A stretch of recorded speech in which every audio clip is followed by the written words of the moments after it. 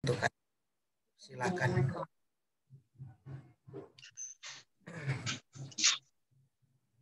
Mungkin di grup gak diingatin lagi ya, Mas Ari? Sudah ya. Assalamualaikum warahmatullahi wabarakatuh. Waalaikumsalam warahmatullahi wabarakatuh. Suara saya jelas ya? Nggih, Yai. A'udzubillahi minasyaitonirrajim. Bismillahirrahmanirrahim. Allahumma shalli wa sallim wa barik wa tahannan ala sayyidina wa maulana Muhammadil karimil ladzi yaqdi bihil karim kullu raja'in wa maqsud wa ala alihi wa sahbihi wa man ilaihi mansub. Subhanaka la ilma lana illa ma 'allamtana innaka antal alimul hakim. Rabbi zidna ilman nafi'a warzuqna fahman mubarakah. Allahumma aftah lana futuhal arifin. Allahumma arzuqna fahman nabiyyin wa hifdzal mursalin wa ilhamal malaikatil muqarrabin. Allahumma faqqihna fid din wa 'allimna ta'wil waj'alna minal alimin al amilin al mukhlisin as-siddiqin bi rahmatika ya arhamar rahimin. Ila ruhi Rasulullah sallallahu alaihi wasallam wa ila arwahi masyayikhina wa syaikhatina wa asatidatina wa ustadatina wa muallimina wa muallimatina wa nahnu sunnah bi arwahi abawaina wa ikhwanina ila al-imam Ahmad bin Muhammad bin Abdul Karim Ibnu Athaillah Sakandari wa jami' usulihi wa furu'ihi wa masyayikhi wa asadidatihi wa talamidatihi wa talamidatihi syaulillahi lana lahumul fatihah. A'udzu billahi minasy syaithanir rajim. Bismillahirrahmanirrahim. Alhamdulillahi rabbil alamin arrahmanir rahim maliki yaumiddin. Iyyaka na'budu wa iyyaka nasta'in shiratal mustaqim shiratal ladzina an'amta 'alaihim ghairil maghdubi 'alaihim waladdallin. Qala al-mu'allif rahimahullahu ta'ala wa nafa'ana bihi wa bi'ulumihi wa bi barakatihi wa bi anwarihi fid dharain. Sababu su'il khatimah. Sebab su'ul khatimah. Ini bab yang sangat menakutkan tetapi ya juga sangat berharga bagi kita. Sebelumnya selamat berjumpa kembali teman-teman. Lama ini nggak bertemu walaupun via online ya. Lama sekali. Satu semester kemarin cuma ada berapa kali pertemuan? Cuma satu kali ya Mas Ari. Sekarang libur masuk. Mas Ari sedang di mana ini? Di pondok ya, di Al-Jihad.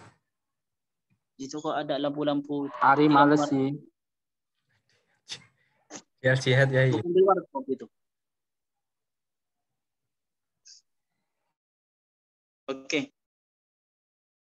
Sababu su'il khatimah, sebab sesuatu yang menyebabkan su'ul khatimah. Kata beliau, idza kana al-'abdu mu'jiban bi ta'ati. Jika ada siapa hamba, mu'jiban itu merasa kagum, ujub bi ta'atihi dengan ketaatannya, dengan amal taatnya, mutakabbiran ala khalqihi, takabbur atau gemede ala khalqihi terhadap makhluknya Allah, mumtalian penuh, uzmatan apanya keagungannya, gemedenya, yatlubu minal khalqi, yatlubu mencari-cari atau mengharapkan minal siapa man abd minal khalqi dari hamba, ayyufu supaya menyempurnakan atau supaya melaksanakan siapa khalq huquqahu terhadap hak-haknya abd, wala yuwafi tetapi dia wala yuwafi tidak menyempurnakan, tidak melaksanakan huquqahum hak-haknya abd khalq, fahada maka abd seperti ini yuhsya ditakutkan alaihi terjadi tumipo terhadap abd atau menimpa terhadap abd su'ul khotimati apa? Su'ul khotimah, mati dalam keadaan su'ul khotimah, wal iyadu billah wal iyadu, dan adapun minta tolong billahi hanya kepada Allah. Jadi kata beliau, walaupun kita berahli ibadah, seorang hamba yang ahli ibadah, tetapi dia merasa ujub terhadap amal ibadahnya, dan juga sombong terhadap orang lain karena merasa dia lebih baik, dia lebih pintar, dia keturunan lebih baik daripada yang lain. Mumtalian uzmatan, pikiran dan isi hatinya penuh dengan kemede, merasa besar terus ya. Jadi saking penuhnya merasa tinggi, akhirnya ada orang tidak hormat tersinggung. Ada orang tidak semestinya langsung tersinggung. Jadi karena memang orang yang terlalu meninggikan harga dirinya, mengagungkan harga dirinya, maka itu lebih mudah untuk tersinggung. Dan kata beliau, dia terhadap hak-haknya lalai, tetapi terhadap hak-haknya itu harus dipenuhi oleh orang lain. Ini banyak ya, bisa berupa itu seorang pemimpin, bisa seorang rakyat biasa. Jadi terhadap peraturan-peraturan tidak patuh, kewajiban-kewajibannya, tapi kalau bicara haknya dia sampai demo, sampai parah, sangat sangat memaksa kan gitu. Sama, pemimpin juga sama. Ini berlaku kepada siapa saja, baik pengajar, baik murid, baik mahasiswa, siapapun, baik pedagang, baik kiai. Ketika kalau gampang meremeh atau mudah meremehkan hak orang lain, sedangkan haknya harus dipenuhi oleh orang lain. Kalau ada orang berkarakter seperti ini, walaupun dia orang ahli ibadah, terkenal kiai, sufi, wali, terkenalnya, tapi ya terkenalnya seperti itu ya, jangan anggap ini bisa tidak aman dari su'ul khotimah. Bahkan seumpama diterangkan, walaupun sudah mengenal Allah, karena malah kalau sudah mengenal Allah tetapi masih seperti ini, sudah arif billah tetapi masih ujub terhadap kearifannya, ujub terhadap ibadahnya, ya bisa saja walaupun arif billah su'ul khotimah. Tetapi biasanya orang yang arif billah itu gampang tersadar. Orang yang arif billah itu gampang tersadar. Itu kelebihannya. Karena dia sadar siapa dirinya. Seperti itu. Wa ingkana, dan jika ada siapa abad idza fa'ala maksiatan, jika melakukan maksiat, tarahu, melihat siapa kamuhu kepada abad bagian itu orang yang menangis, hazinan sedih, mungkasiron galau, broken heart, zalilan merendahkan diri, merasa hina, yatatarahu ala arjulis salihinah, melemparkan diri, atau yatatarahu itu semacam bersimbah simpuh di bawah kaki para orang soleh. Maksudnya karena merasa berdosa, dia itu berusaha menyinari hatinya, suan-suan ke orang soleh, minta nasihat. Wa yazuruhum, dan menziarahi para orang soleh, mu'tarifan, dengan mengakui, bitaksiri, dengan kelalaiannya, fahadha, maka abad seperti ini, yurja, bisa diharapkan, lahu, itu dimiliki abad seperti ini, husnul khotimati, husnul khotimah. Jadi walaupun pendosa seumpama, tetapi dia dosanya itu membuat dia itu menangis, membuat dia sedih.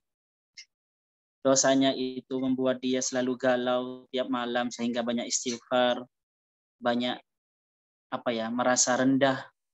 Bukan rendahan ya, bukan merendahkan diri, bukan merendahan, tetapi memang merasa rendah karena memang manusia itu tidak bernilai di hadapan Allah, tidak ada harganya di hadapan Allah. Dan dosanya itu menyebabkan dia itu tidak gemedi, tidak merasa pede, lebih baik dari yang lain, lebih selamat dari yang lain, maka bisa saja dia itu husnul khotimah, walaupun sekarang dia masih preman,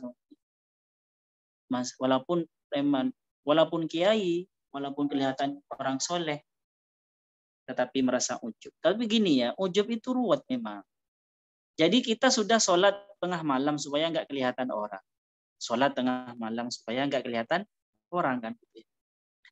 Sendirian. Sudah selamat dari riya. Karena nggak kelihatan orang. Nggak ingin terkenal karena sholatnya tengah malam.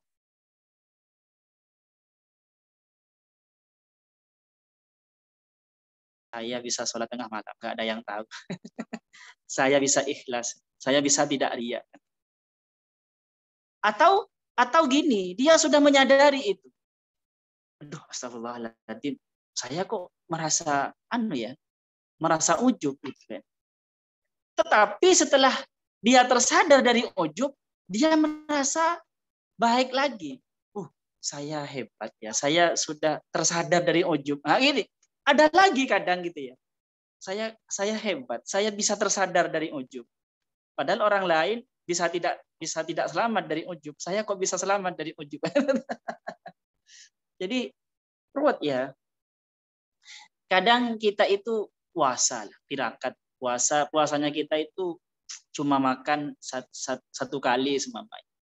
Itu kadang kita itu cenderung mengentengkan teman-teman yang lain yang puasanya itu makannya 2 kali, makannya banyak. Apa kayak gini? Hebatan puasa saya. Terus ada temennya nggak kuat puasa, saya lapar. Dalam hati kita, gitu aja, nggak kuat, gitu ya. Kadang ada seperti itu. Itu ada. Jadi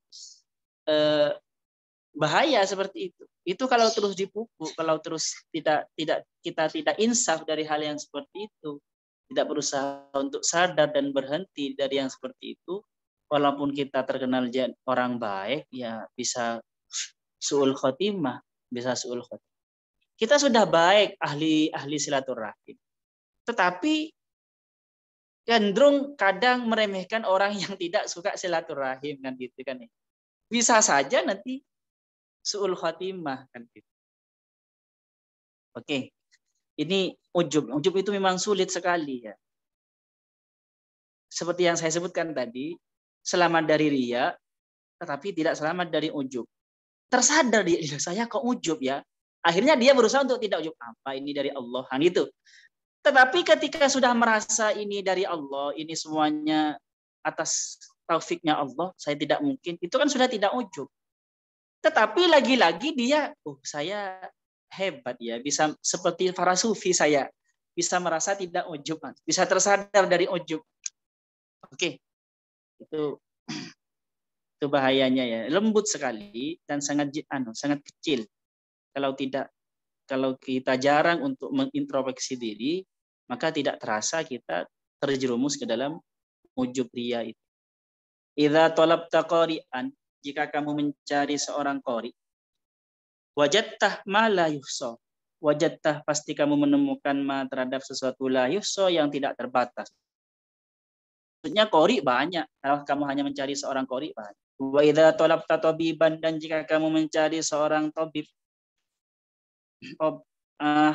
dokter, wajadta katsiran, maka kamu akan menemukan banyak tabib. Wa idza talabta faqihan, dan jika kamu mencari seorang yang ahli fikih, yang ahli hukum, wajadta mithla dzalika, maka kamu menemukan mithla dzalika seumpamanya itu. Banyak ya kalau orang fakih. Wa in talabta, tetapi jika kamu mencari man terhadap orang yadulluka, yang menunjukkan siapa mankah kepadamu Allah terhadap Allah, kepada Allah, wa yu'arifuka, dan memperkenalkanmu, memperingatkanmu siapa man bi uyubika, tentang aib-aibmu, tentang kekurangan-kekuranganmu, nafsaka kepadamu, lam tajid, maka kamu tidak akan menemukan illa qalilan, kecuali sedikit. Kita kalau mencari teman yang alim, yang pintar, yang kecerdasan akademiknya tinggi, nilai akademiknya tinggi, ya banyak ya. Teman-teman yang bisa baca kitab, yang alim, yang pintar teori, sufi, semua ahli tasawuf, ya banyak. Tetapi kalau kita mencari teman atau seseorang yang menunjukkan kita, yang mengantarkan kita kepada Allah, yang menunjukkan kita kepada Allah, baik dari perbuatannya, baik dari perkataannya, dari hal-halnya setiap hari mengingatkan kita kepada Allah, dan dia itu memperingatkan kita tentang aib-aib kita, walaupun bukan berarti membuka aib, tidak, bukan membuka aib. Jadi beda ya antara memperingatkan tentang aib-aib kita tentang membuka aib dengan membuka aib. Kalau membuka aib kita itu di depan umum. Kalau memperingatkan tentang aib kita ya secara samar gitu. Orang lain tidak tahu. Atau dengan kata semunan-semunan, dengan kinayah-kinayah. Maka orang yang seperti itu yang mengantarkan kepada Allah, baik perbuatannya, perkataannya, dan suasana hatinya, ketika dekat dengannya itu mengingatkan kita kepada Allah, itu sangat sulit. Sulit kita menemukan orang seperti itu. Kamu tidak akan menemukannya illa qalilan, kecuali sedikit. Tetapi kata beliau, fa in ghafartah, jika kamu beruntung mendapatkan orang yang seperti itu, bihi, dengan man yadulluka ala Allah yu'arrifuka bi uyubika nafsaka, bi uyubi nafsika, dengan aib-aib dirimu, fa amsikhu, maka peganglah orang itu, man yadulluka ala Allah itu, bikilta yadaika, dengan kedua tangan. Jadi kalau ada teman, kalian punya teman yang seperti itu, punya guru mursyid yang seperti itu, yang selalu mengontrol, membimbingmu, tidak henti-hentinya membimbing, tidak capek-capeknya. Kan ada ya yang sangat mursyid itu yang yang bimbingannya itu dengan penuh kasih sayang, lembut, penuh kasih sayang, tetapi tegas, kan ada seperti itu kan. Kalau bisa menemukan yang seperti itu, maka kamu pegang beliau itu erat-erat dengan kedua tangan. In aradta antun soro, ini sudah selesai. Uniknya kitab ini ya, meloncat-loncat pembahasannya, karena memang kitab ini katanya kalau menurut Syekh Mustafa Bisri itu dikarang dan muridnya yang nulis. Jadi, dan beliau itu membacakan apa yang kitab ini ya sekeluarnya gitu, sesuai ilhamnya. Makanya meloncat-loncat. Ini sudah pembahasan tentang orang yang memberi petunjuk kepada kita, kepada Allah. Tetapi nanti beda ini. In arottah, beda pembahasan lagi. In arottah, jika kamu menginginkan antun soroh, untuk dimenangkan, untuk ditolong oleh Allah, fakun kullaka dullatan, fakun, maka harus menjadi siapa kamu, kullaka, keseluruhanmu, zillatan, itu rendah. Jadi kalau ingin pertolongan Allah, maka merendah. Karena gini, pertolongan Allah itu seperti air. Seperti air, bukan seperti api. Akan mengalir ke bawah. Seperti itu. Nurun istilahnya. Nurun itu ya bahasa Indonesia ya gitu ya. Bisa bermakna cahaya, bisa bermakna pertolongan Allah itu ya nurun gitu. Bisa bermakna ya nurun. Nurun ya nurun. Jalan menurun gitu ya. Jadi kalau kita itu ingin ditolong oleh Allah, maka merendahlah. Kita saja ya, kalau seumpama kita itu ada seumpama ada ustadz di YouTube, ustadz, langsung kita itu, apa ini banyak yang seperti ini, ada kan seperti itu, otomatis kita tidak melihatkan ya, apa ini biasa ini. Itu kan ada kecongkakan di dalam diri kita, menganggap biasa, ada merasa tinggi gitu. Ini teman saya kok. Akhirnya kita tidak menonton video itu, padahal di dalam videonya ternyata seumpama kalau ditonton akan berisi manfaat yang sangat banyak. Seperti itu. Sama, jika kita ingin ditolong oleh Allah, maka merendah di hadapan Allah. Bukan merendah di hadapan makhluk Allah ya, tapi rendah di hadapan Allah. Merendahnya gimana? Ya merendah dengan doa-doa, merendah merasa diri ini tidak punya kekuatan, merendah dengan tingkah laku kita, tingkah laku perbuatan kita. Maksudnya bagaimana merendah dengan tingkah laku dan perbuatan kita? Kita itu yang namanya orang rendah, kalau disuruh mau kan ya. Orang rendahan, yang namanya orang rendah kalau disuruh ya mau. Artinya merendah kepada Allah itu oleh Allah disuruh sholat ya sholat, oleh Allah dilarang seperti ini ya tidak dilakukan. Itu merendah sebenarnya itu. Karena mengikuti perintah. Yang namanya merendah itu kan tergantung kepada yang di atas. Yang di atas bilang jangan ya jangan, yang di atas bilang lakukan ya lakukan. Itu merendah. Ini yang berupa kewajiban. Merendah bisa juga berupa dengan perbuatan-perbuatan sunnah. Artinya perbuatan sunnah itu di dalam rangka kita melakukan perbuatan amal-amal sunnah itu di dalam rangka kita itu butuh kepada Allah. Butuh formulasi lebih atau butuh energi lebih untuk mengharapkan ridho Allah, untuk mengharapkan pertolongan Allah. Butuh amunisi lebih, tidak hanya mengandalkan amal-amal wajib kita, tetapi kita itu merasa butuh kepada Allah dengan amunisi tambahan-tambahan amal sunnah. Nah, ini termasuk merendah ya. Sholat tahajud itu termasuk merendah. Sholat duha itu termasuk merendah. Kalau kita congkak, ya biasanya ya merasa tidak butuh kan gitu. Jadi kalau kita sholat duha kan berarti itu sudah petunjuk bahwasanya kita itu butuh Allah. Kan. Tidak hanya mengandalkan pekerjaan kita, hanya bekerja. Jadi kalau kita masih bangun tengah malam memaksakan diri walaupun dingin seperti itu sebenarnya sudah tanda bahwa kita merendah kepada Allah. Walaupun kita itu capek, walaupun kita itu masih ngantuk, walaupun dingin, kita paksakan di dalam rangka merendah di hadapan Allah.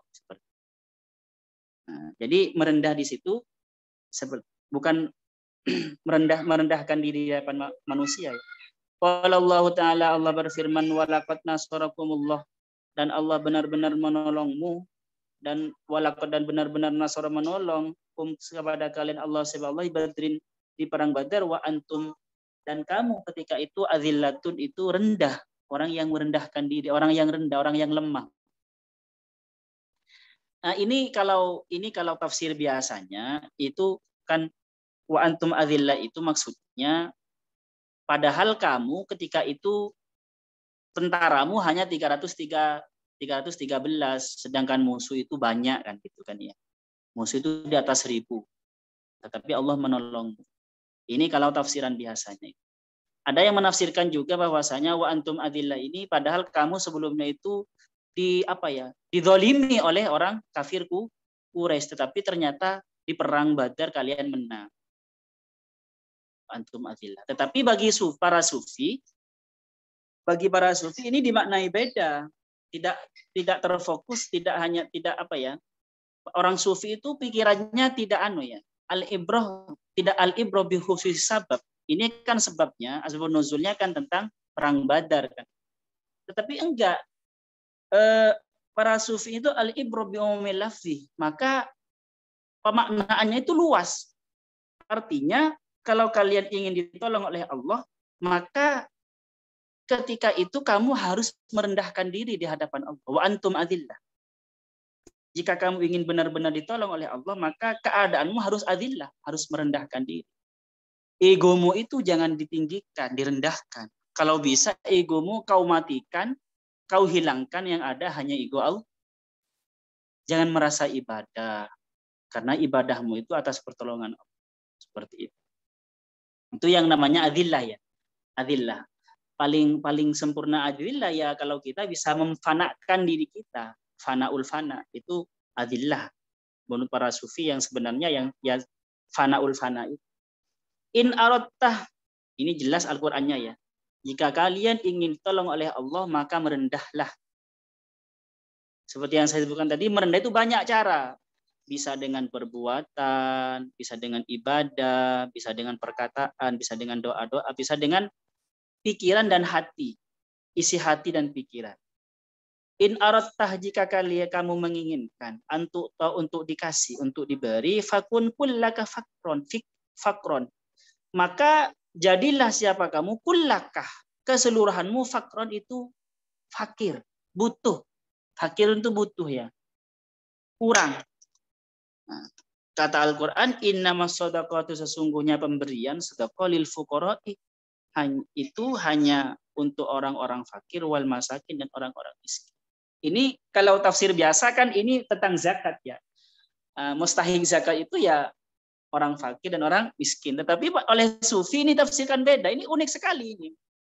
Jadi kata para sufi dengan landasan ayat ini, kalau kalian ingin diberi oleh Allah, maka harus butuh kepada Allah, harus fakir di hadapan Allah, harus miskin di hadapan Allah. Miskin di hadapan Allah itu apa maksudnya? Maksudnya miskin di hadapan Allah itu kita tidak ujub, tidak ujub, tidak merasa baik ketika kita beribadah, tidak merasa baik ketika kita beribadah, tidak merasa bahwa ibadah itu hasil perbuatan murni kita, hasil usaha kita. Itu murni taufik dan hidayah Allah. Itu yang namanya fakir. Seandainya tidak ada engkau ya Allah, saya tidak dapat hidayah, saya tidak akan jadi orang yang sholat, tidak jadi orang yang muslim. Jadi itu fakir namanya.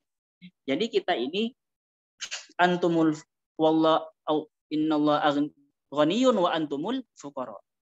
Allah itu selalu dalam keadaan kaya, wa antum, dan sedangkan engkau fuqara, selalu dalam keadaan fakir. Karena memang kita tidak punya apa-apa. Hidup kita ya hidupnya Allah. Seperti melihatnya kita ya melihatnya Allah. Eksistensi kita ya eksistensi Allah. Kita kalau ingin terus eksistensi ya kita ini fakir, dalam keadaan terus-menerus fakir dan butuh terhadap Allah supaya kita bisa eksis terus. Seandainya oleh Allah anugerah wujud, anugerah eksistensi ini ditarik 1 detik saja, kita tidak ada. Jadi fakir. Kalau ingin diberi ya harus fakir. Ingat ya, fakir kepada Allah ya, bukan fakir di hadapan manusia. Makanya kita itu sering-seringlah berdoa, ya Ghaniyu ya Hamid, ya Mubdi'u ya Mu'id, ya Rahimu ya Wadud, ya Dzal Arsyil Majid, ya Fa'alul lima yurid, aghnina bihalalika an haramik. Kayakanlah kami bihalalika an haramik, dari barang-barang yang halal, kaya sehingga kami tidak butuh terhadap barang-barang yang haram. Aghnina bihalalika an haramik wa bi ta'atika an maksiatik. Dan kayakanlah kami bita'atika dengan sibuk terus dengan taat kepadamu sehingga tidak ada kesempatan untuk maksiat. Waghnina bifadlika amman siwak. Dan kayakanlah kami bifadlika dengan fadlmu amman siwak, sehingga tidak menoleh kepada selainmu. Bukan berarti kita tidak tidak butuh terhadap manusia lain. Tidak, jalan anugerah Allah itu bisa lewat manusia kan. Tetapi kita harus sadar bahwasanya kita itu hanya butuh kepada Allah. Terserah jalannya dari mana, seumpama ya kita terima itu. Tapi kita terima dengan cara berterima kasih kepada yang kita ngasih dan sangat bersyukur dan berterima kasih kepada Allah Subhanahu wa taala. Jangan merendahkan kalau bisa. Jangan merendahkan diri di hadapan manusia. Kerendahan kita itu hanya di hadapan Allah. Apakah tidak boleh nanti merendahkan diri di hadapan guru? Ya boleh. Gitu. Boleh merendahkan diri di hadapan guru. Itu bukan dalam rangka merendahkan diri kepada makhluk, tetapi memang kita itu hormat kepada orang yang dekat kepada Allah. Ujung-ujungnya ya Allah, karena Allah semua. Paham ya? Kita mengabdi kepada seorang wali, kepada mursyid itu di dalam rangka mengharap ridho Allah. Kita merendahkan diri di hadapan orang tua itu di dalam rangka mengharap ridho Allah semua. Terus wal ajabukul takunu fi wastin nahari. Ini maka ini meloncat-loncat perkataan beliau. Takunu, kamu berada fi wastin nahri di tengah-tengah sungai, wa anta atsyanu, dan kamu haus, dan kamu masih haus. Takunu ma'ahu, kamu berada bersama Allah fil hadrati, di dalam kehadiran, di hadapannya maksudnya. Wa anta tatlubul ittisal, dan kenapa kamu masih mencari-cari ittisal, sambung kepada Allah. Ini sindiran ya. Sindiran kepada para pencari Tuhan. Yang mencari Tuhan kemana-mana itu. Yang ruwet mencari Tuhannya. Jadi seakan-akan seperti ini. Kamu itu sudah ada di tengah sungai yang jernih. Kenapa kok masih haus? Kan tinggal ambil saja, tergantung kamu. Kamu tidak mau minum saja, padahal sudah ada air. Atau seperti ikan. Ikan itu sudah berada di tengah lautan. Di kanan kirinya, di atas bawahnya, bahkan di dalam perutnya ada air laut. Kok masih tanya, di mana air laut? Seperti itu. Kita itu sebenarnya selalu berada di hadapan Allah. Takunu ma'ahu fil hadrah. Kita itu sebenarnya selalu berada di hadapan Allah. Seperti itu. Tetapi kamu kok masih mencari-cari itisal sambung dengan Allah? Ya, ini sebenarnya singgungan ya. Tetapi bagi orang yang belum sampai memang ruwet. Karena memang ada ilmunya untuk sambung dengan Allah itu. Memang Allah dengan kita itu selalu dekat ya. Allah dengan kita selalu dekat. Tetapi apakah kita dekat kepada Allah? Itu ada ilmunya kan gitu ya. Mungkin yang kita cari adalah ilmu untuk mendekatkan diri kepada Allah. Makanya kita berguru ngaji thariqat itu di dalam rangka supaya kita bisa merasakan kehadiran dan kedekatan Allah. Karena kalau tidak dipelajari dan tidak diamalkan, tidak bisa itu. Walaupun sebenarnya Allah itu sangat dekat dengan kita. Kalau kita tidak tahu caranya mendekatkan diri kepada Allah, tidak punya guru, ya tidak bisa merasakan itu. Nah, tapi ini sindiran, Allah itu sangat dekat. Kenapa kamu kok tidak merasakan kedekatan Allah itu? Kok dibiarkan? Di depanmu itu sudah ada istri yang sangat cantik. Kenapa kok masih memikirkan yang lain? Memang gini ya, kalau kita itu terlalu sibuk dengan di luar diri, dengan di luar kita, maka kita itu cenderung menyia-nyiakan apa yang ada di hadapan kita. Coba ya, kalian itu ke puncak, ada pemandangan indah. Tetapi ketika di puncak kalian sibuk dengan HP, apakah kalian bisa merasakan keindahan puncak? Tidak bisa. Kalian sudah sudah janjian di kafe bersama tunanganmu atau calon istrimu, kekasihmu yang kamu cintai.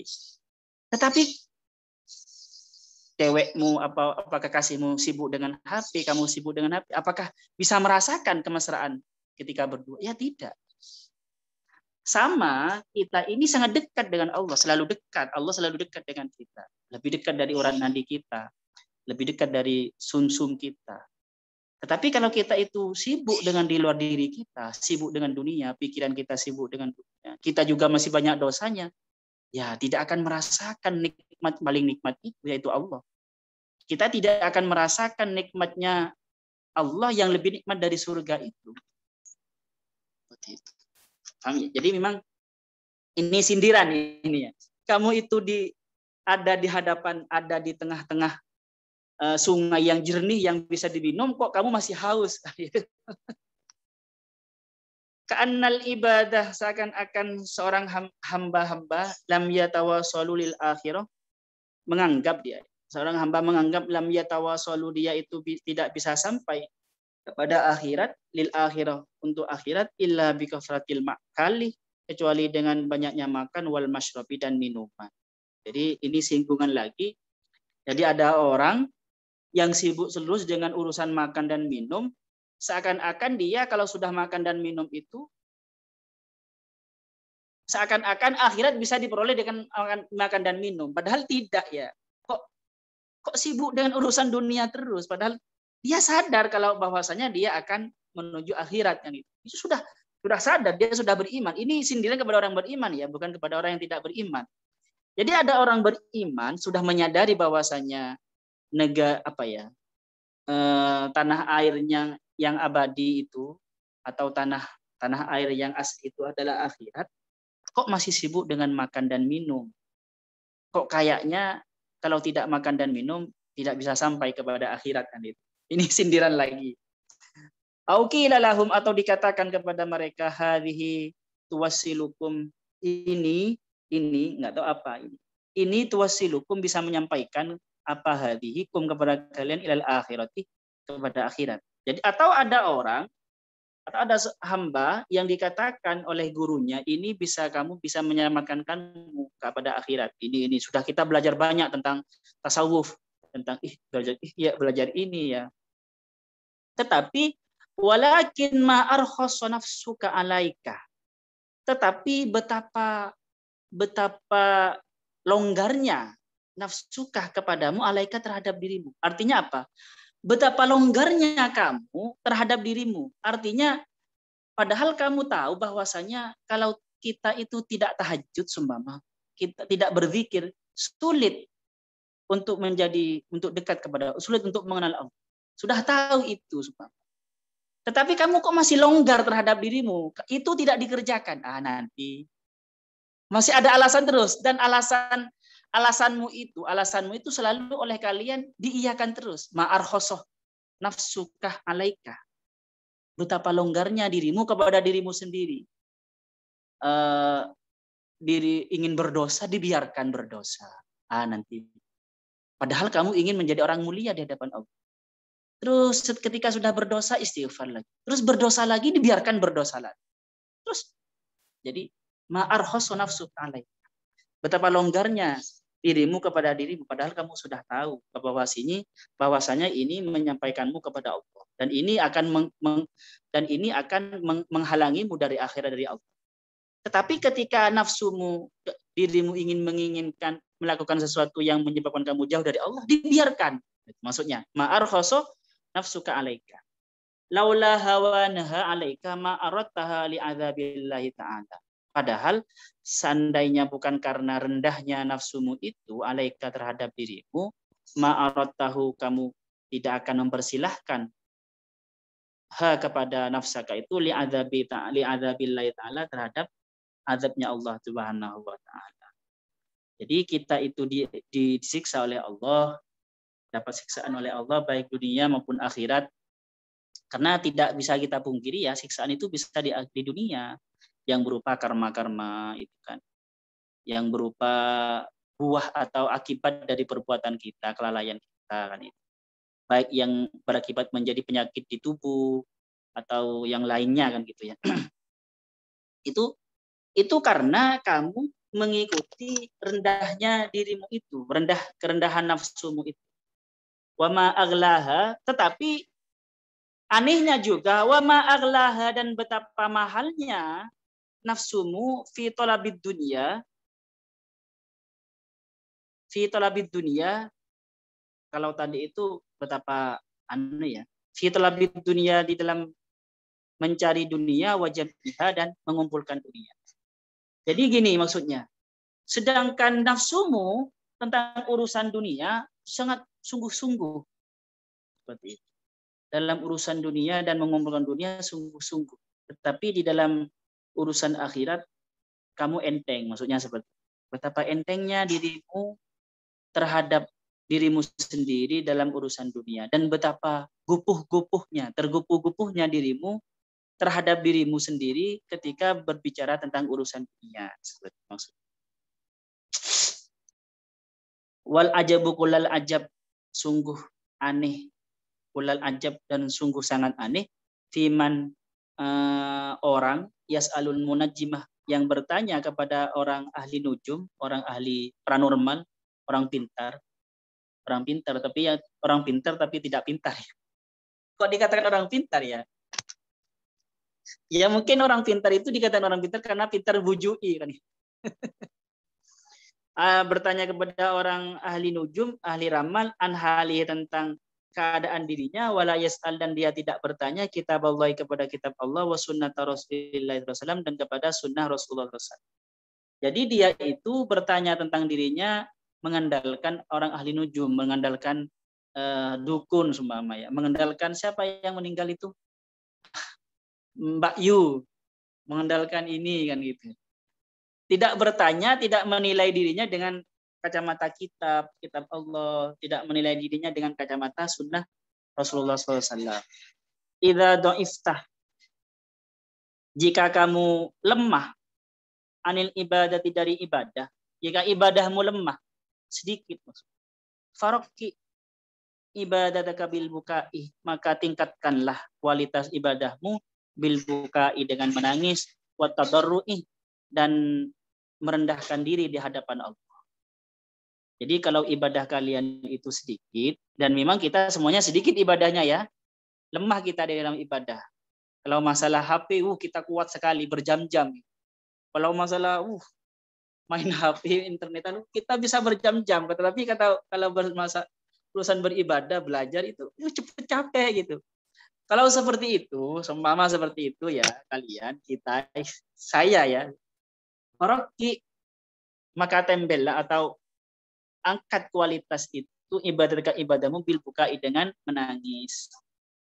Kalau tidak bisa menangis, lihat dalam hadis, maka pura-pura nangis. Maksudnya kata baka, memaksakan diri untuk menangis. Ingat semua dosa-dosamu. Kamu diberi ini oleh Allah, tetapi digunakan untuk memaksiati Allah.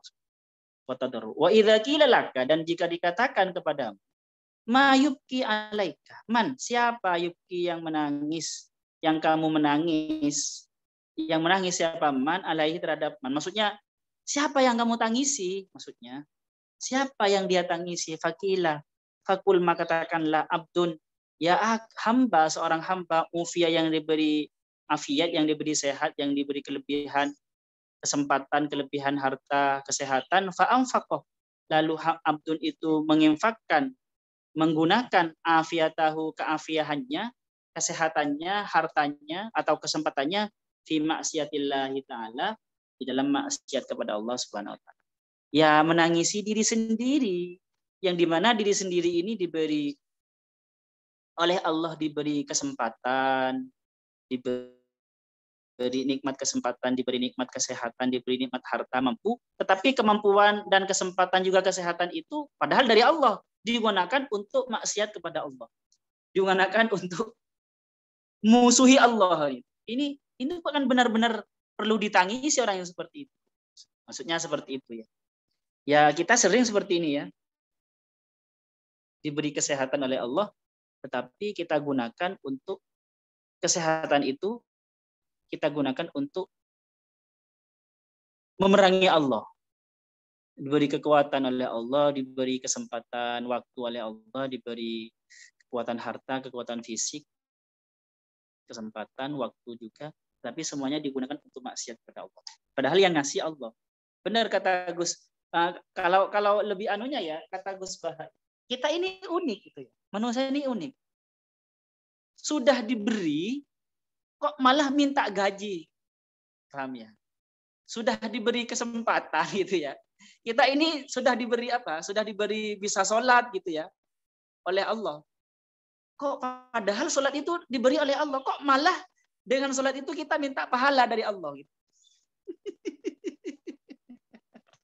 Unik itu kata Gus Bahaya. Jadi seakan-akan kita itu sudah diberi nikmat, kok malah dengan nikmat itu kita minta gaji gitu kan. Minta dipikir-pikir ya, saya mendengarkan itu ya, mendengarkan Gus Bahaya ini apa cara berpikirnya Gus Bahaya ini, saya ketawa, iya ya gitu kan.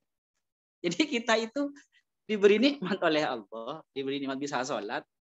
Nah, itu kan sholat dari Allah. Nah, ketika kita sholat itu minta pahala, minta upah kepada Allah gitu. Ini gak masuk akal. Benar-benar gak masuk akal. Kalau orang sehat, apalagi orang sufi. Ini kok masih banyak ya. Jam berapa Mas? Sampai jam berapa ini? Apa sudah? Sampai jam 5 Ji. Sekarang jam? Jam 5 kurang seperempat. Sampai wa'lam ya, wa'lam saja. Idza numtah, jika kamu tidur ala takhlitin, dalam keadaan campur aduk, maksudnya campur aduk memikirkan dunia, atau tertidur dalam keadaan berdebat di sosmed kalau orang-orang sekarang ya, atau dalam keadaan campur aduk nonton TikTok, tertiduran nonton TikTok atau apa, mama ra'aita takhlita fi manamika, maka kamu akan melihat at-takhlita campur aduk itu fi manamika, di dalam tidurmu. Bal, padahal sebenarnya bahkan seharusnya laka kepadamu itu antanama, kamu tidur ala taharatin, dalam keadaan suci, berwudu dan beristighfar, wa taubatin, dan bertaubat. Fayufatah, maka akan dibuka, kalau kamu bisa tidur seperti itu dalam keadaan suci, baca sholawat dulu dan istighfar dulu sebelum tidur, maka akan dibuka qalbuka apa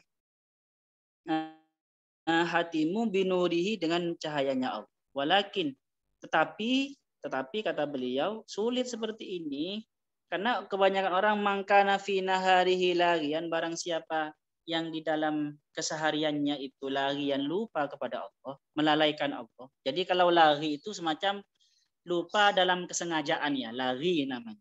Fi naharihi laghian, lalai kepada Allah. Kana fi lailihi anillahi sahiyan, maka akan ada seman fi lailihi di dalam malamnya anillahi dari Allah sahiyan, lupa. Jadi kalau tiap malamnya itu, tiap harinya dia itu sudah urusan dunia terus, tidak berzikir ketika berdagang, tidak sambil berzikir, tidak sambil baca sholawat, terlalu lalai di dalam urusan dunia, terlalu tenggelam dalam urusan dunia, biasanya di malam hari ya juga gitu ya.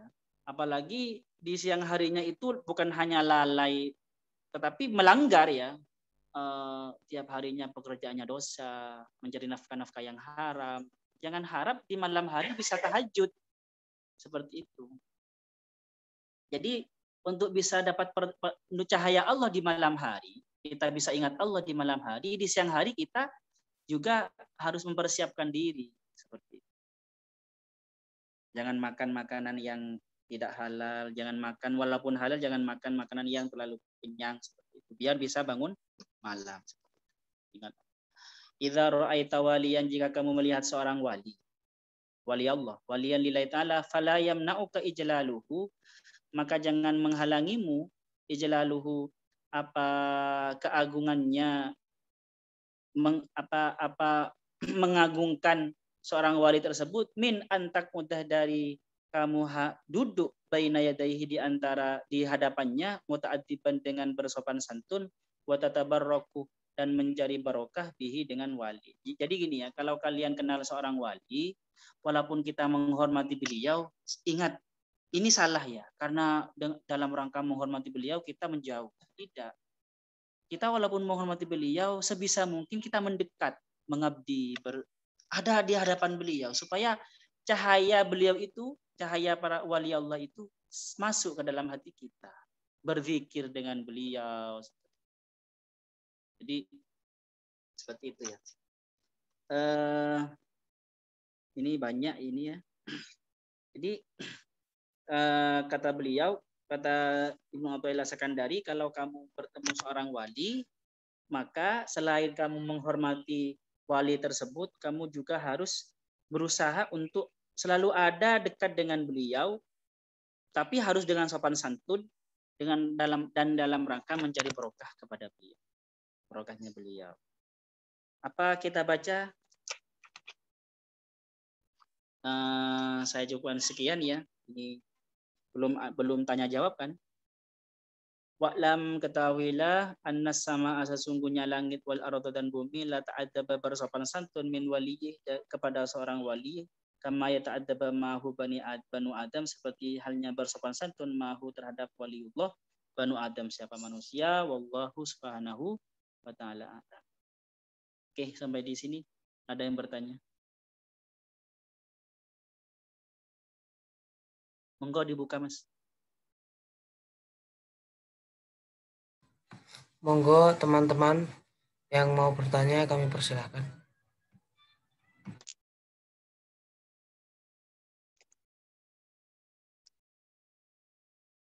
Di chat itu bukan bertanya. Enggak ada ya. Oh, enggak ada. Kalau enggak ada yang tanya, saya baca lagi saja biar cepat hatam. Oke, enggak apa-apa, lanjut aja ya. Lanjut ya. Lanjut ya. Oke, Oke. lanjut. Gus Miftah mau menambahi. Hah? Gus Miftah mau menambahi. Oh iya, Gus Miftah takut mau nambah. Ngapunten Gus, monggo Gus. Ora ngaji, ora Gus Miftah ngene. Gus.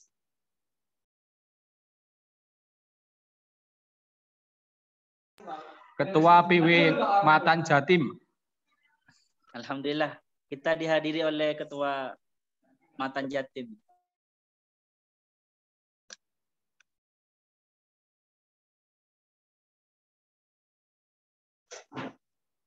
Ada yang bertanya kah?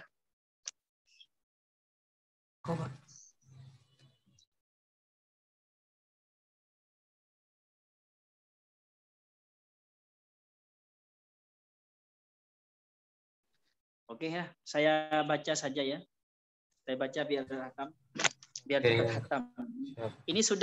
Ini sejak 2018 ya, sampai sekarang belum hatam. 2018. Khusyuk ya. Wa'lam ketahuilah anna sama sesungguhnya langit wal arda dan bumi la ta'addaba benar-benar berakhlak minal wali kepada seorang waliullah kama ya ta'addaba seperti halnya berakhlak bersopan santun mahu terhadap waliullah banu Adam siapa manusia. Faman farihabid dunia. Jadi ini kata beliau langit dan bumi itu hormat kepada para waliullah ya. Jadi kalau kita itu tidak hormat kepada waliullah ya kita berarti lebih rendah dari sesuatu yang tidak punya akal. Faman farihabid dunia barang siapa yang senang bid dunia dengan dunia idzaathu jika datang apa duniahu kepada dia falaqad sabata humkuhu maka benar-benar pasti humkuhu apa idiotnya apa kebodohannya.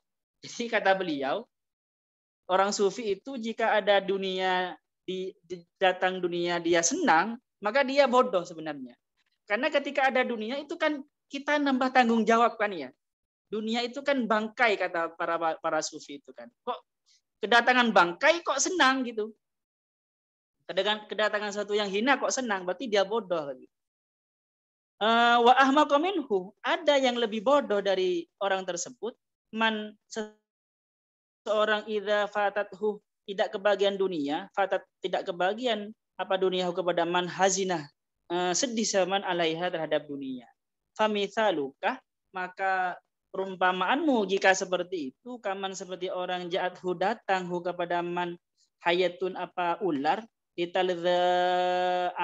ditalda'ahu supaya menggigit atau menyengat siapa ularhu kepada man summa madat lalu ular itu berlalu wasallamahu dan Allah menyelamatkan siapa kepada man Allah siapa Allah dari sengatan ular itu minha dari hayya fahazina maka sedih zaman alaiha terhadap hayya alam tadurrahu kenapa tidak ular itu tidak apa ya tidak menggigitnya tidak mudarat kepadanya. Jadi kalau kita seperti itu ya kalau kita datang dunia padahal dunia itu bangkai padahal dunia itu rendah dan kita senang apalagi ada orang yang sangat bodoh kata beliau tidak kebagian dunia dia sedih sampai sedih seumpama itu sama seperti kedatangan ada ular yang menggigit dia tetapi diselamatkan dari gigitan ular kok malah sedih kenapa kok ular itu tidak menyengatnya.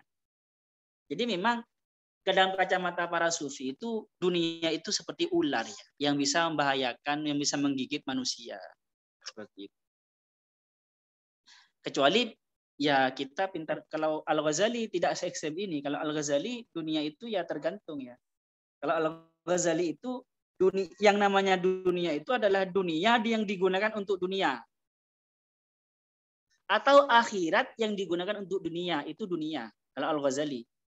Akhirat artinya kita berpidato, itu akhirat kan ya. Kita punya jamaah zikir, itu akhirat. Tetapi digunakan untuk politik, digunakan untuk mencari harta yang banyak, itu ya dunia itu. Itu kalau kata Al-Ghazali. Tetapi kalau dunia digunakan untuk akhirat, maka itu akhirat. Itu namanya dunia yang sudah terkonversi menjadi akhirat. Ini kalau Al-Ghazali. Min alamatil ghaflah. Ya, adapun tanda itu dari tanda-tanda lalai kepada Allah, wasiril akli dan ketidakdewasaannya akal. Apa tanda-tanda lalai dan tidak dewasa akal itu adalah antaulah kamu mengunggulkan kamu memerhatikan haman aula apakah kekhawatiran itu hal yang terjadi aula atau tidak terjadi. Jadi yang namanya orang tidak dewasa dalam berpikir dan lalai kepada Allah itu adalah dia itu mengunggulkan kekhawatiran yang sebenarnya kekhawatiran itu bisa terjadi dan bisa tidak. Watatruka dan kamu meninggalkan haman sebuah kekhawatiran, kesedihan, labuddah yang tidak bisa tidak min wukuhi dari terjadinya haman. Sedangkan sesuatu kekhawatiran, kegawatan yang pasti terjadi oleh dia tidak direken. Itu namanya orang yang belum dewasa. Watasbahu, dan kamu menjadi takulu berkata siapa kamu, kaifa yakunu si'ru ghadan, besok bagaimana ya harga ini, masa harga kripto namanya, harga Bitcoin besok gimana gitu, harga Ethereum besok gimana, harga emas, kok mengkhawatirkan itu semua. Wa kaifa yakunul hal fi hadas sana, bagaimana keadaan bisnis dalam tahun ini semuanya. Kamu mengkhawatirkan itu, bicara wa altafullahi ta'ala, dan sedangkan pertolongan Allah, altaf itu kelembutan Allah, tapi kita manai pertolongannya. Ta'ti, akan datang siapa altafullah min haitsu la ta'lam, dari sekiranya la ta'lam kamu tidak mengetahuinya. Padahal pertolongan Allah bisa datang tanpa diduga-duga. Bisa saja walaupun itu hujan, kamu jualan es krim semuanya, tapi hujan itu kalau orang anu kan akan bertanya nanti nggak laku. Tetapi bisa saja kan walaupun hujan es krimnya laku kan gitu kan. Nah, seperti itu. Karena ditebas kata orang. Seperti itu. Wa kaifa yaku wal la ta'lam wasyakku. Ingat ini yang gawat ini. Saya baca ini, Masya Allah ini. Wasyakku fir rizki. Sedangkan ragu terhadap rizki, syakun fir razik, itu adalah meragukan terhadap pemberi rizki. Ingat ya, yang ragu akan rizki berarti dia meragukan kepada orang yang beri rizki. Jika ragu terhadap kamu makan apa nanti, berarti kamu meragukan Allah. Benar kata Sujiwo Tejo itu, pelecehan itu bukan hanya tentang Al-Quran atau tentang agama. Kamu meragukan kamu besok makan apa, itu sudah merecehkan Allah, kata Sujiwo Tejo itu kan. Ini kayaknya Sujiwo Tejo terinspirasi dari ini ya. Asyakku fir rizki, ragu terhadap rizki, kamu makan apa tidak, syakun fir razik, itu sebenarnya meragukan terhadap pemberi rizki. Kenapa? Karena pemberi rizki itu sudah berjanji di dalam Al-Quran, wa madabatin fil ardi illa 'alallahi rizquha. Seperti itu. Wa ma saraqas sariku, ingat ini hakikatnya ya. Dan tidak akan mencuri siapa pencuri, wa ma ghasiba, dan tidak akan ghasab siapa al-ghasibu, siapa orang yang menggosop, illa rizqaha, kecuali rizkinya. Jadi orang pencuri pun itu sebenarnya dia bisa mencuri, dapat tentunya itu karena rizkinya gitu ya. Ini kalau bicara hakikat. Seandainya bukan rizkinya ya nggak dapat itu, kena polisi itu. Hai, famadum tahayyan, maka selama engkau masih hidup, la yangkus, tidak akan berkurang min rizqika, dari rizkimu syai'un, sedikit pun. Kafabika jahlan, cukup bagimu kalau kamu itu bodoh. Cukup tanda-tanda kamu itu bodoh. Antaulah kamu mengunggulkan al-hammas shaghirah, kekhawatiran as-shaghirah yang kecil, wa tatruka, dan kamu meninggalkan al-hammal kabirah, kekhawatiran yang banyak, atau cita-cita yang besar. Kamu mengunggulkan cita-cita yang kecil dan meninggalkan cita-cita yang besar. Hammah, unggulkanlah, hammah, apa kekhawatiran atau kekhawatiranmu itu, hal tamutu musliman aw kafiron. Jadi giringlah kekhawatiranmu itu untuk khawatir apakah kamu itu mati dalam keadaan muslim atau kafir. Jangan khawatir terhadap seperti itu. Hamma hal anta syakiyun aw sa'id. Aturlah kekhawatiran ilmumu itu, hamma, kepada kekhawatiran apakah kamu itu beruntung menjadi orang yang merugi, aw sa'idun, atau orang yang beruntung. Hamman nari, aturlah, manajelah kekhawatiranmu itu untuk menghawat al-mausufati, yang disifati, bil abadiyati, yang selama-lamanya, allati la intiha alaha, yang tidak ada akhirnya. Akhdil kitabih, kekhawatiran mengambil kitab di akhirat, bil yamini, apa dengan tangan kanan, au bisimali, atau dengan tangan kiri. Khawatirkan itu saja.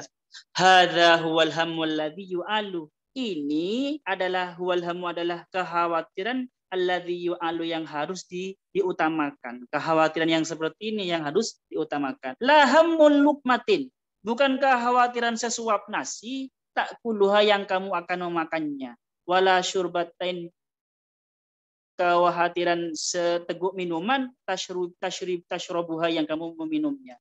Jangan mengkhawatirkan rizki, yang apa yang kamu makan, dan khawatirkan bagaimana kamu itu bisa selalu dekat kepada Allah. Tambah hari tambah dekat kepada Allah. Tambah hari tambah mengenal kepada Allah. Seperti itu. Selamat apa tidak. Jangan mengkhawatirkan makanan. Karena seperti ini kata beliau. Ayastahdimukal maliku. Apakah mungkin yastahdimukah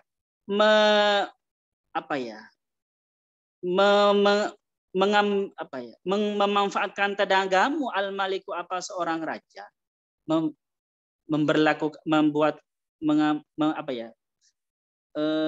membuat kamu kuli atau memakaimu seorang raja, wala yut'imukah, tetapi raja tersebut tidak memberi makan.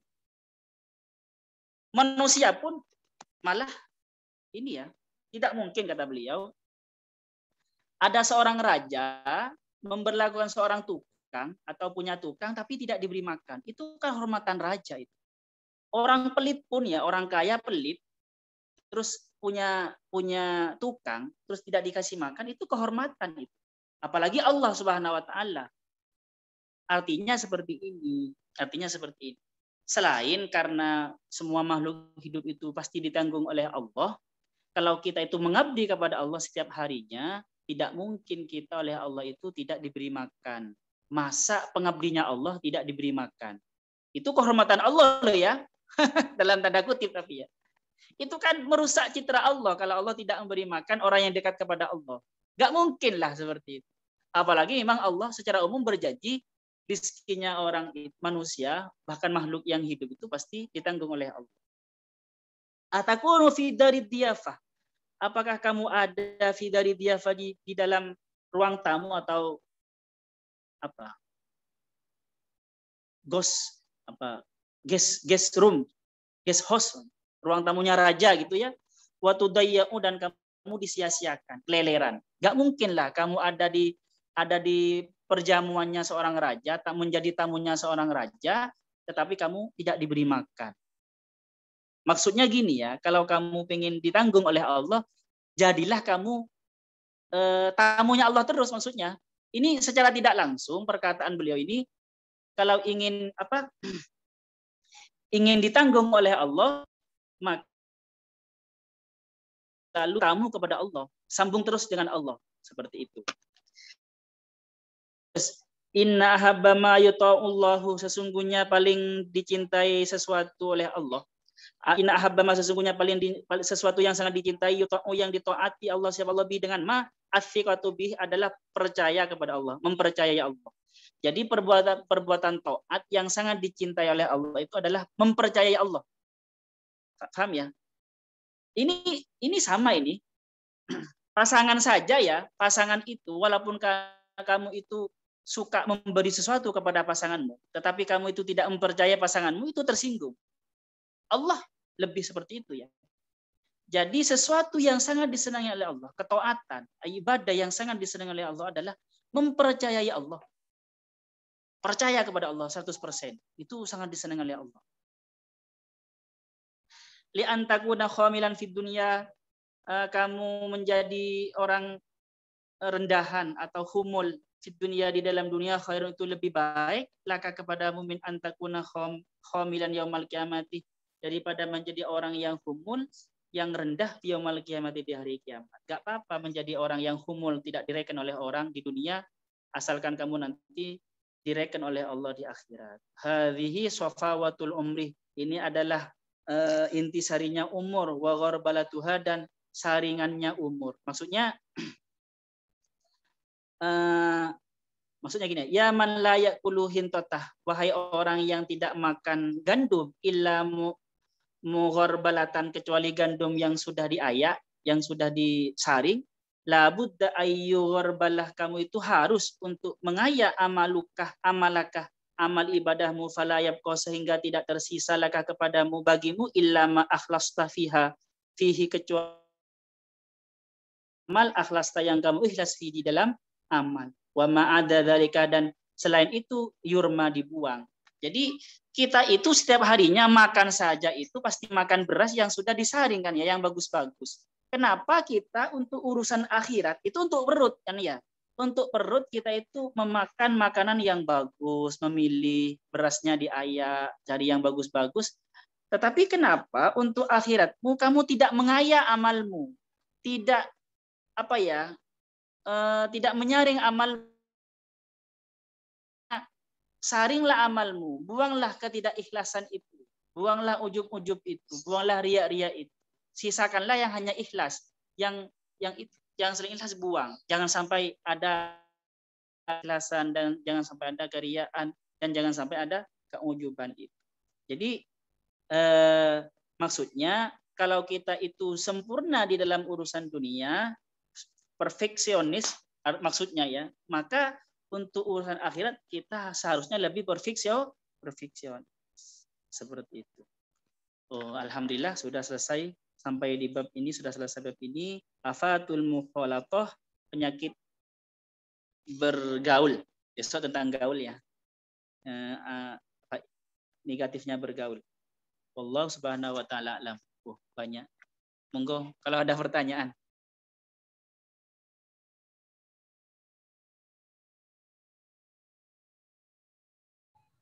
Monggo yang ingin bertanya dipersilahkan.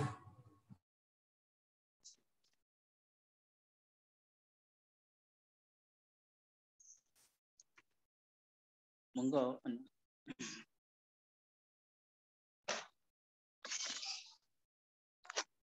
Gus Miftah mungkin ingin nambah, berkenan menambah, Mas. Monggo Gus Mas Ari. Monggo Gus Miftah, mungkin ada pertanyaan atau yang ingin disampaikan.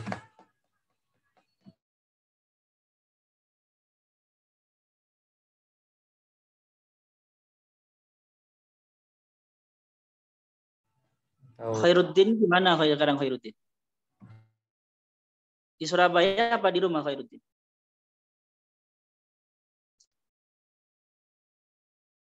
Oh, iya. Ternyata nggak ada orangnya. Iya. Mungkin Mbak Karimah atau Mbak Fazirah ada pertanyaan, monggo. Atau Mas Ari Sandi, Mas Osama mungkin. Monggo lah. Kalau nggak ada nggak apa-apa, ditutup Mas. Mohon ditutup mawon nggih. Iya, monggo ditutup. Terima kasih atas penyampaian yang disampaikan. Mungkin ini saya akan menyampaikan sedikit mengenai hal yang perlu digarisbawahi pada kajian kali ini. Yang pertama, saat bab su'ul khotimah, orang yang arif tidak dapat terhindar dari kemungkinan su'ul khotimah, akan tetap mudah untuk sadar diri. Tapi memang manusia kadang selamat dari ujub, tapi masuk pada riya. Hal tersebut tipis dan lembut. Godaan ada tanpa introspeksi diri. Merendah dengan tingkah laku, perbuatan, dan doa. Kalau ingin mendapat pertolongan dan benar-benar Allah menolong kamu di saat kamu merendah. Kemudian oleh beberapa sufi diterjemahkan, bila seseorang yang fakir di hadapan Allah di saat beribadah, maka Allah dengan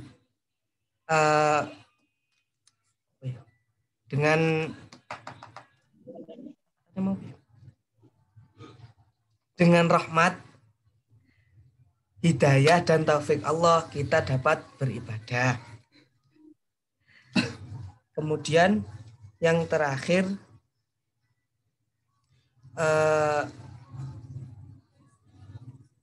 apakah mungkin seorang raja mempekerjakanmu tanpa ia memberimu makan? Karena pasti dalam hal ini diberi, karena itu merupakan kehormatan pribadi seorang raja dan pasti akan merusak citranya bila hal tersebut tidak dilaksanakan.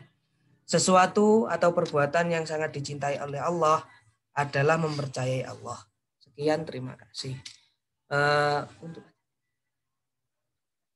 Oke, Terima kasih atas kehadiran panjenengan sedaya.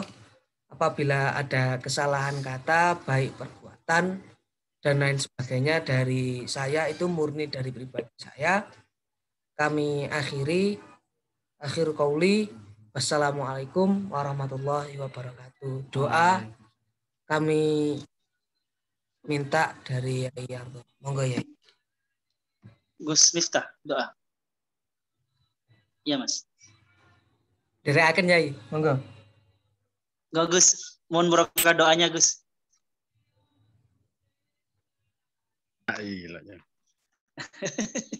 Dari ta'ala bisyafaati Rasulillah sallallahu alaihi wasallam wa ala mana wa ala mana wa bi sallallahu alaihi wasallam Fatihah.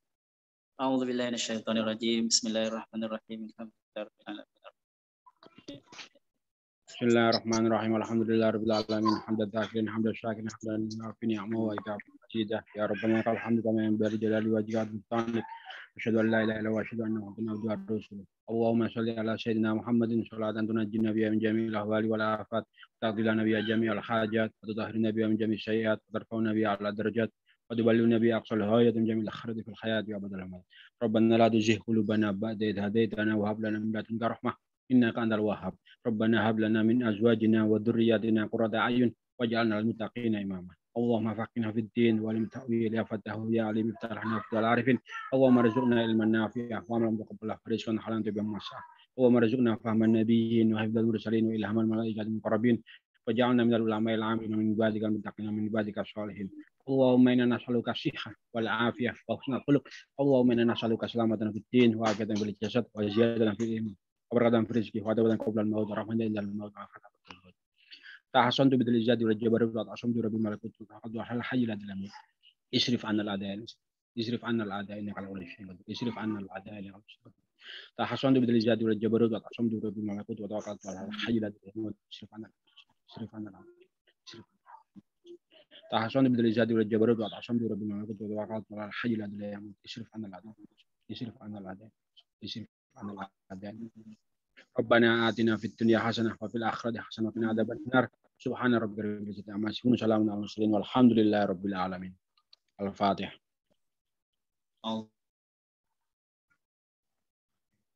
Ngapunten Yai. Waalaikumsalam.